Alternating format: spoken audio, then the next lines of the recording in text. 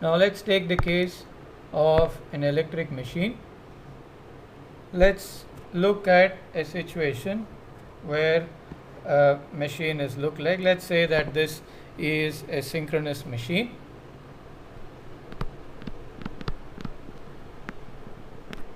Synchronous machine. Let us say that this is a cylindrical rotor machine. As you can see that there is a rotating member which is completely cylindrical, and then you have an air gap. You have an air gap here, so this is an air gap separating the rotor and the stator. And this machine, we have a single slot here. There is one slot and another slot here through which you have a single conductor that is going all through the length of the stator, and then emerges on the other side and then takes a circular turn and then gets back into the next slot and then comes out through this end. So this is a one turn coil, right? So now our goal is to look at how to determine the MMF distribution if a flow of current I is going to happen into this, and of course it has to come out of this end as well. So this is a loop that is there excited by some source, and there is a flow of current I that happens into this. So if this is going to be the case, in order to find out the MMF distribution, our interest is to find out the MMF distribution in the air gap, right? So we need to therefore look at how the flux pattern in this is going to be, and by analysis one can see that the flux lines would basically look like this. So you have a field line completing a circle, completing a loop, and then you have a field line going this way and then coming over here, and then field line going this way and coming over here, and so on. So this would be the flux pattern. Similarly, you will have flux lines that are going here and coming, going here and coming around, going here and coming around. In this manner, there would be field lines that go around this. And what we could do is similar to what we did. We can apply Ampere's law around this loop, right? So again we have H dot dl, circular integral of H dot dl equals n into I. Here n is equal to 1 because we have a single turn and there is a current that is already flowing inside. So again, let's look at the case where mu of ion tends to infinity, which means that MMF drop in ion is negligible.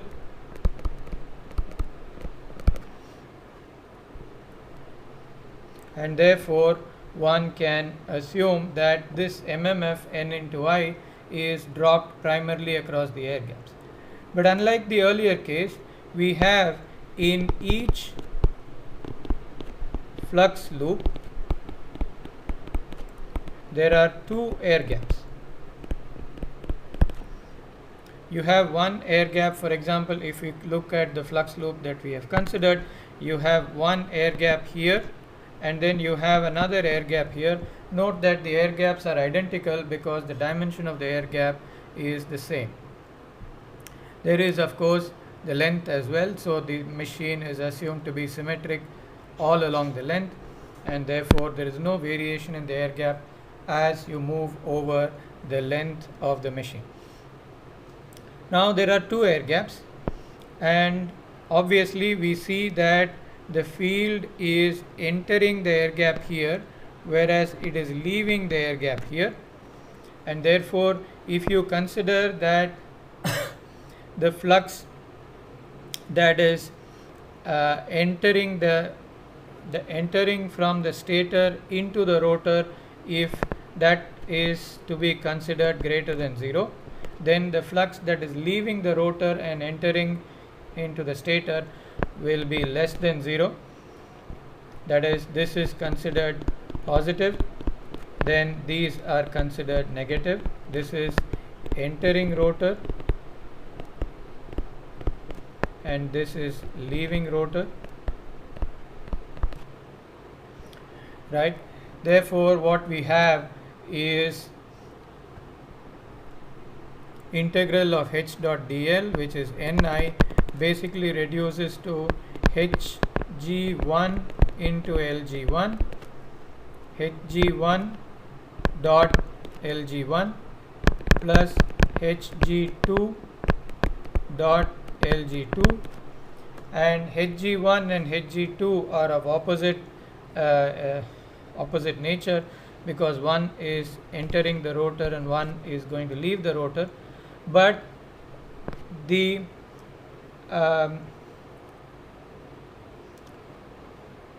LG vector is always oriented along the length, along the arc, and because of that you are going to have hg1 into lg1 in the first case, and then you have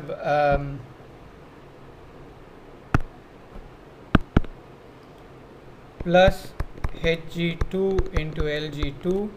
This so happens because one is, you have in the air gap at the first instance, you have hg1 and lg1 are in the same direction, whereas in this case you have hg is in the opposite direction, lg is in this direction. So this is hg and lg. So you have hg is negative, and because they are oriented in the opposing sense, the angle is also 180 degrees, and therefore hg dot lg would simply become plus hg into lg. So this is equal to simply 2 times hg lg. Because the air gap lengths are the same, then hg at each of the air gaps is going to be the same. Lg at both instances are the same. It's the same air gap that the field is entering and leaving. It's the same length, and therefore ni is simply equal to 2 times hg into lg. And therefore you have mmf at each location. That is, hg into lg is the mmf drop across each of these air gap instants, and therefore mmf at the air gap at this particular location is equal to ni divided by 2. Now we can apply the same thing on the next flux path as well. That is, if you take this flux path, again the consideration would be the same, right? Again the consideration is going to be the same, and we would end up with the mmf at this point as well being equal to ni by 2. Similarly, we can apply this in this loop. Again at that point you would get the air gap as air gap mmf as ni by 2. Whereas at all these other locations, that is locations that are here on the other side of the air gap, that is on this portion of the air gap, at all those points the amplitude is still ni by 2, but however, since hg is in the opposite direction, that is flux is now leaving the rotor, and therefore it has to be considered negative, and therefore the mmf would be equal in amplitude ni by 2, but would have a negative sign.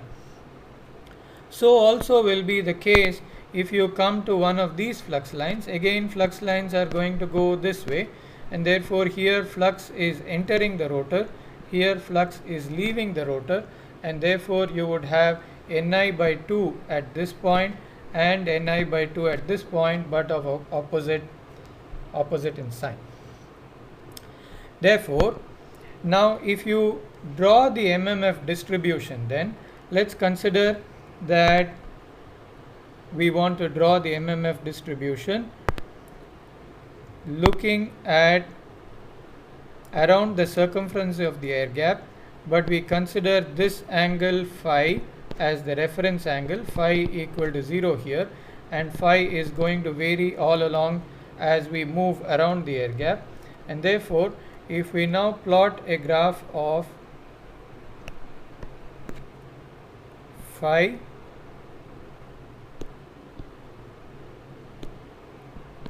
so this is phi and this is the MMF.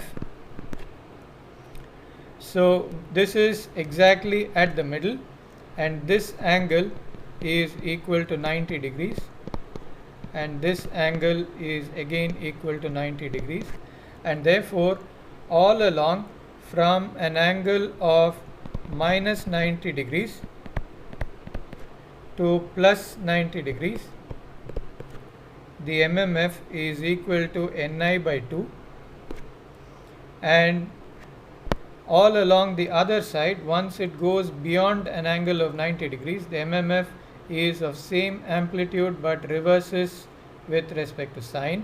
So in this region the MMF is going to be negative, and therefore you have a plot that looks like this.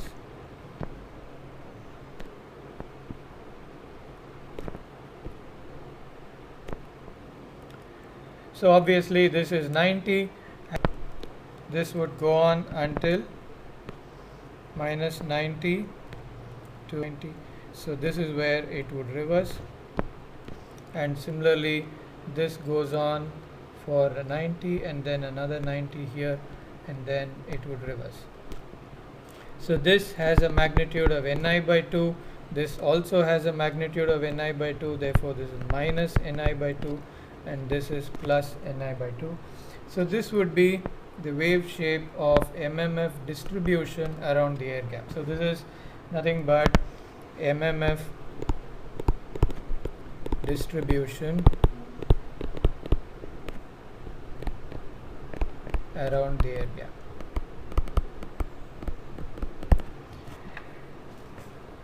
So we have seen in this brief interval of time what is meant by an MMF distribution. We started with a simple iron core.